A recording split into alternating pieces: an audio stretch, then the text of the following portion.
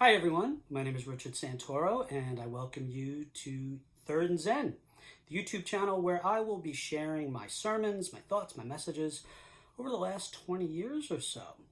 First, I want to thank you for stopping by. I want to thank you for your presence, your time, and just checking everything out. I hope this video finds you doing well. I hope life is as peaceful as possible for you. And if you check out at this moment, know that my love and gratitude is with you. Okay, so today I'm going to share a sermon that I did in 2005.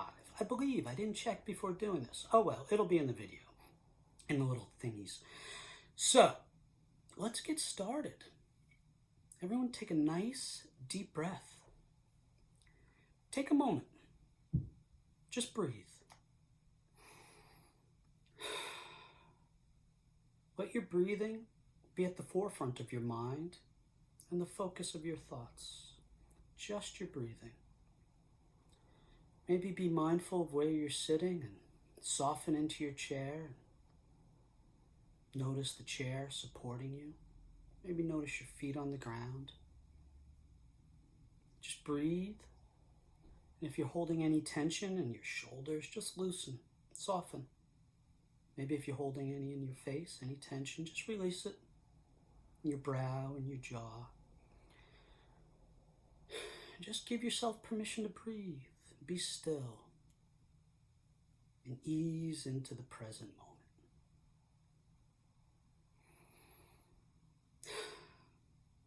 Let's begin, shall we? The Transfiguration. Oof. It really is one of the more spectacular and mystical events of Jesus' life. It's definitely very grand, very Old Testament. The story of the Transfiguration is told in 3 of the 4 Gospels, and all 3 of these accounts are pretty much identical. It's a brief story, really no more than a large paragraph, but it's a very epic and profound story. Let me relay the details of the story. One day, Jesus takes 3 of his disciples, Peter, James, and John, with him, high up a mountain. All of a sudden, a change comes over Jesus. As the book of Mark says, Jesus' clothes became whiter than anyone could wash them.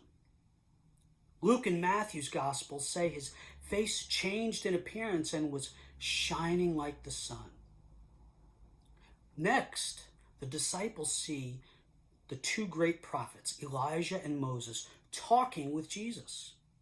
The Gospel of Luke tells us that Jesus, Elijah, and Moses are talking about how Jesus would fulfill prophecy and God's will by dying in Jerusalem. Finally, a cloud appears above all of them, and the voice of God booms, "This is my dear son. Listen to him." Now that is some biblical stuff. I mean, this all sounds like something out of a dream. And talk about some heavyweights, Elijah, Moses, Jesus, God. Try sitting in on that one. Now, in a story with no shortage of interesting moments, here's what is really fantastic about it. You've got these 4 pillars of the world, for lack of a better phrase, just monuments of spiritual existence. I mean, they are it in Judeo-Christian spiritual everything. And then you have these 3 guys. 3 ordinary, flawed, flesh and blood, just like you and me, regular, ordinary people. Let's put that into perspective for a moment. It's been some 2,000 years or so that we know Peter, James, and John as disciples, apostles, saints. But right here, in this moment, they're just middle-aged people, fallible and human, struggling daily, like you and I, to make sense of the unfolding events of their lives. They are the Michael Jordan that was cut from his freshman basketball team, not the Michael Jordan that was the greatest basketball player ever. At Jesus' transfiguration, these 3 men are not the giants of history we know now. They are regular people no different than any one of us. And here they are in the presence of the ultimate greatness and transcendence. And why are they there? How did they get there? Because, as Scripture says, Jesus took them. He took them. He led them up a mountain.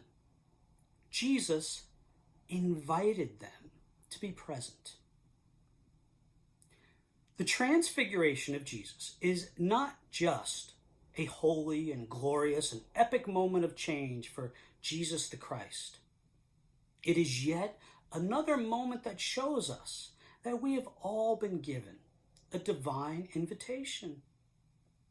Among this amazing summit of God, Jesus, Moses, Elijah, are three ordinary invited guests. There is no exclusivity in this invitation. No special passes, no velvet ropes or VIPs. There's no ageism. The invitation is colorblind. It is devoid of racism, bigotry, discrimination. It doesn't care how we look or how we dress. We don't need to have good credit, a letter of recommendation, or any type of social status. And thankfully, we do not need to be an infallible, perfect human being. Let's stop for a moment and examine that for a second. Let's look at Peter. I mean, man, you gotta love Peter. We are all Peter. He is a warts and all follower and loved one and friend of Jesus. Right here, at this moment, he isn't the rock that Jesus will build his church on. There's no square in Rome named after him in this moment. He is flawed, and he makes mistakes. He drops the ball more than once, but he's doing his best. He lives and he loves with passion and with zeal, and he makes mistakes in the process. He later is the first one to jump to Jesus' defense when they come to arrest him, to crucify Jesus. But later that night, Peter denies even knowing Jesus. Yet, despite Peter's mistakes, Jesus forgave him all the time. He loved him, and he invited him to be present at this moment of true glory, just like he forgives us, loves us, and invites us ever fallible human beings to be with him. He always sees the best in us. Just as in this instance, in the Bible, there are numerous examples of Jesus also, like Peter, extending invitations to people, and in turn, those people accepting his invitation. He invited the fishermen to become fishers of people. He invited Matthew and other social outcasts to dine with him. He invited the Samaritan woman at the well to engage with him and just talk to him, breaking many social norms and taboos, as was his wonderfully prone practice. I don't think I phrased that right, but you get the point. Now, of course, there are moments when people didn't accept his invitation, or perhaps they dropped the ball after they accepted and went their own way. When Jesus encounters a rich man and tells him to sell everything and come join him, the rich man says, I don't think so. When Jesus told Peter to come and walk to him on water, "It is I, do not be afraid," Peter tries earnestly and starts to walk on water. But then he gets scared and he fails and he sinks. Can't blame him for that. Jesus invited people to hear him preach and teach. He invited people to be both physically and spiritually healed. He invited the disciples and his closest friends and loved ones to dine with him at his Last Supper. Jesus called and invited to him sinners and undesirables and the lowest rungs of society the unloved, the uncared for. Jesus' life and ministry was one big, beautiful invitation of love. And of course, that invitation has spilled over into today's contemporary ministries and churches and houses of worship. In my Methodist denomination, when it's time for us to take communion and worship service, we are told that ours is an open communion. One not need be a member to receive. All are welcome. Part of my church's mission statement and other churches and houses of worship's mission statements throughout the world says that we are welcoming and we're inclusive to everybody. This invitation is open for everybody today, or at least it should be. It should be in the best practices. Okay, so we know that Jesus has invited us to join in God's love. We know this from Peter, James, and John's inclusion at the Transfiguration. We know this from the numerous passages in the Bible, from Jesus' teachings and his many, many daily examples. And we know it from the best of our modern day houses of worship and fellowship groups. But what do we do with this invitation of Jesus's once we've decided to accept it?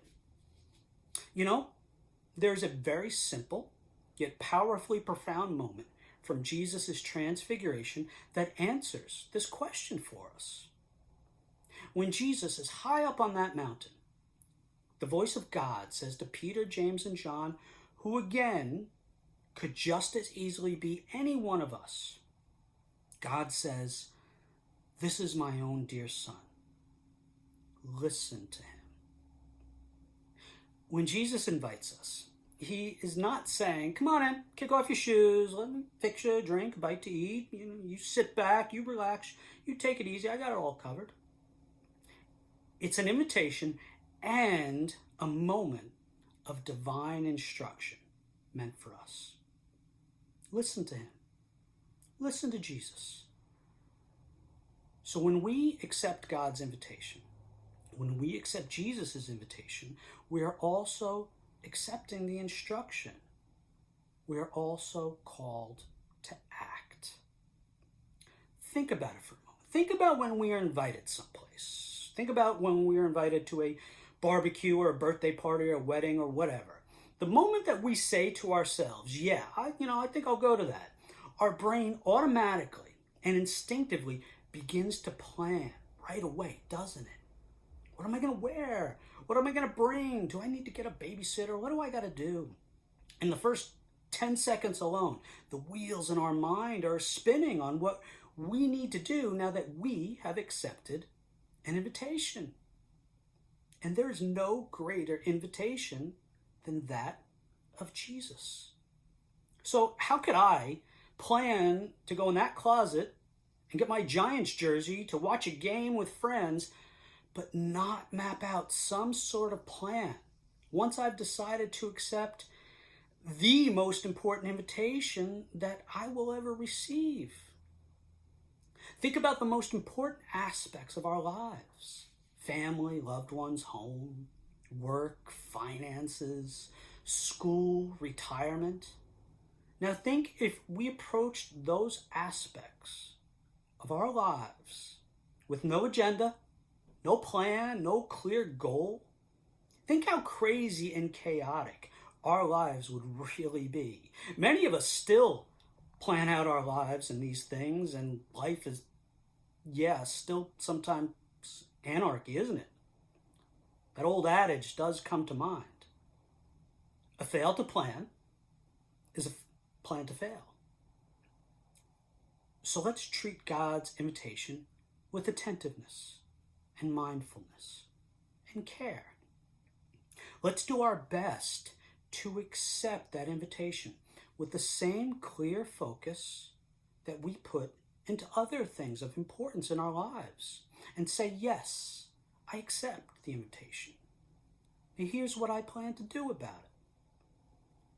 Once we've accepted God's invitation, we really do need to heed God's instruction, listen, and begin to do our best to work with God and to maybe work with ourselves. Maybe we could ask ourselves some questions and with God, seek out the answers of a path, a plan. Maybe we could ask ourselves questions like, what and who or how do I intend to pray?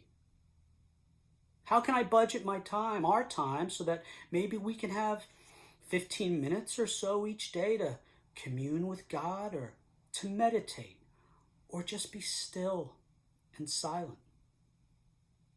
Maybe we could ask what parts of the Bible or other holy books or profound devotional books or spiritual books we should read or study. How can we help or volunteer in our community? What sort of role can we play in our local churches or houses of worship? How can we spiritually serve our family, our loved ones, our friends, our kids, our co-workers? Are there friends or people in our lives that are in pain or experiencing hardship or struggles of some kind that we can say that we're going to make it our goal to help them in some way? Who should we seek out to speak to? What spiritual leaders or guides or mentors do we find we respect and trust and want to avail ourselves of to help guide us through this journey? These are just some of many examples of the questions and the planning that we can do, the questions that we can ask to ourselves and to God, the agenda and the goals that we can maybe set and do our best to hope to achieve. Once we accept Jesus' invitation, once we RSVP yes and take that little step forward, once we commit to God's directive to us to listen to Jesus, we maybe kind of sort of ought to plan and to act. But then we just need to surrender to God's will. Surrender with a calm, open, best we can do trust and faith.